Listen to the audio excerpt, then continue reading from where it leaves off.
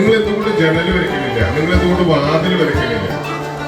നിങ്ങൾ കാണുന്നത് എന്താണ് നിങ്ങൾ വരയ്ക്കാത്തത്? നിങ്ങൾ കാണുന്നതാണ് നിങ്ങൾ വരയ്ക്കേണ്ടത്. പാചകം ഉണ്ടാവണം.